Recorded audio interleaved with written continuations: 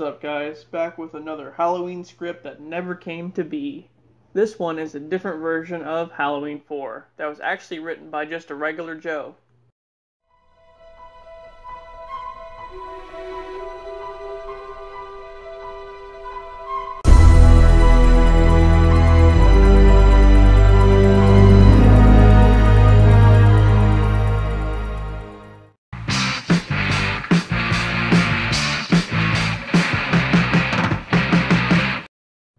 So, Malika Cod bought all the rights to Halloween, but wasn't really sure which direction to take Michael Myers. So, he had a bunch of random people write scripts, and this is one of them. So, brace yourself. The film takes place after Halloween 2, with Loomis and Michael being taken to a hospital following the explosion. Loomis is hurt, but not that badly. Michael, however, has severe burns over almost his whole body. So they airlift Michael on a stretcher and head to a hospital in Chicago. Why Chicago? Why not? As they're over Lake Michigan, the cord holding Michael's stretcher breaks, dropping him into the lake. Really? Was it old, or did Michael just, break it? Who knows? Anyway, sometime later, we see Laurie Strode talking with a psychiatrist. And guess who her doctor is? Any guesses? Loomis. Yep, that's right. So since the events of Halloween 2, Laurie has become a successful journalist and is the head of a popular magazine company. She also has a family as well, with a husband and a child.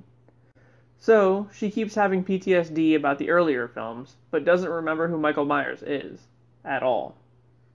Loomis tries treating her PTSD with hypnotherapy, which doesn't really sound like a great idea.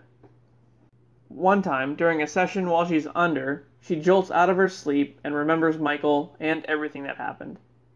Later on, she's looking through some old photos and finds some of her with Michael in the background, like he was watching her. Well, you know what? If I lived there, I would definitely get the fuck out.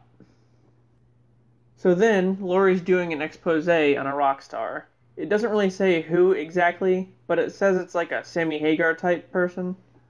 And I guess that fits the whole 80s vibe this film's giving off so far. So Michael then shows up at the rock star's mansion, and here's where shit gets really weird. In a typical fashion, Michael kills the rock star and also some random groupie he was hanging out with. And then he goes into the rock star's closet and puts on not only a leather jacket, but leather pants and black gloves. Yep, that's what the script says. Oh, and it gets worse. So the rock star has a Porsche, and Michael gets the keys, throws them up in the air, and catches them, like he's some kind of badass or something. Yeah, you look real cool, Michael. Great. Could you imagine if that was in the actual movie? Holy shit.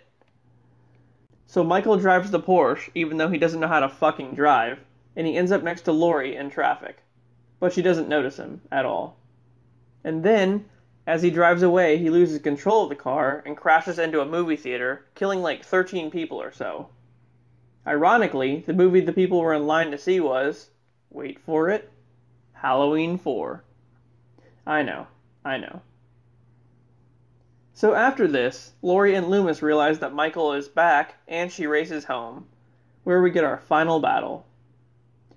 But before she can make it home, Laurie has an aunt staying with her who gets killed by Michael by sticking her arm down a garbage disposal. Oh, that's pretty brutal. And then Michael kills Laurie's husband, Bob Style, from Halloween 1. He tries to kill her daughter Stephanie, but then I guess she leads him into a chase or something. And while this is going on, Loomis goes to Michael's grave, which of course he finds empty. So here's the finale. Laurie shows up at her house, finally, and beats Michael with a fire poker, eventually jamming it into his head. The fight leads them out into the backyard near her swimming pool. Meanwhile, Loomis steals a van that had the brakes already cut and heads to Laurie's house. They don't really explain how the brakes got cut, but yeah. So Loomis shows up and crashes the van into a light pole right outside their house, and the light pole falls into the pool. Laurie shoves Michael into the pool using a rake, and for whatever reason, he grabs a wire from the pole and attempts to climb out of the pool. This results in him getting electrocuted, Marv style, like from Home Alone.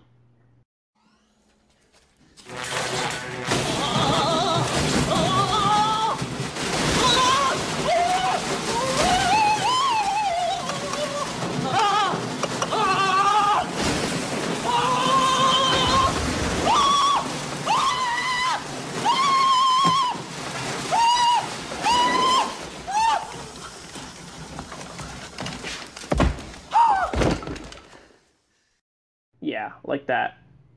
And then, Michael explodes. Let me repeat that in case you didn't hear me. Michael explodes. Yeah, that's not the way I would have ended things, but okay. So the closing scene is a shot of Michael's grave, which has a quote on it that says, "For in that sleep of death, what dreams may come." The end. So that was something. I mean, yeah, Michael with a leather jacket driving a Porsche. I don't know about that one. That was kind of fucking weird. I like the Laurie storyline, though, with her being a successful journalist struggling with PTSD. I mean, that makes a lot of sense after what happened in part 2. So this is what they were going with, I guess, until they found out Jamie Lee Curtis wasn't going to come back to do another Halloween film. And they had to scramble to, take her out of the script. What resulted after that was, instead of Laurie having PTSD, they gave it to Loomis instead. And they gave Laurie's aunt a bigger role in the movie.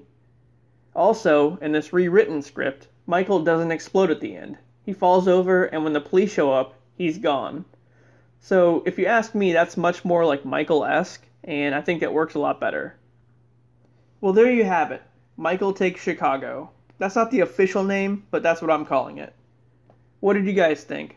Did you prefer this version to the actual Halloween 4?